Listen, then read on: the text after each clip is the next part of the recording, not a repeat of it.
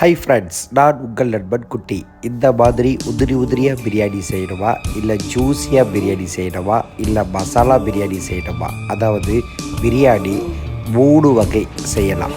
ஒன்று பிரியாணி, இன்னொன்று மசாலா பிரியாணி, இன்னொன்று ஜூஸி பிரியாணி. ஜூஸி பிரியாணிக்கு தனி ப்ராசஸ் இருக்குது. அந்த செய்முறையை தெளிவாக சூப்பராக உங்களுக்கு சொல்லித்தரேன். என்னுடைய 6வது பிரியாணி பயிற்சியில் பொன்னி அரிசியில் வடி பிரியாணி, தம் பிரியாணி, பாஸ்மதி அரிசியில் வடி பிரியாணி, தம் பிரியாணி, பிரெட் அல்வா, எண்ணெய் கத்திரிக்காய், கிரேவி, 65, தால்ச்சா எல்லாமே அனுபவத்தோட உழைப்போட ஆர்வத்தோடு சொல்லித்தரேன்.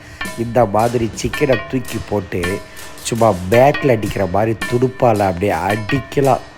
அந்த அளவுக்கு உங்களுக்கு நம்பிக்கையாக ஆர்வமாக சொல்லித்தரேன். என்னுடைய 6வது பிரியாணி பயிற்சியே கடைசி பிரியாணி பயிற்சி. வாங்க.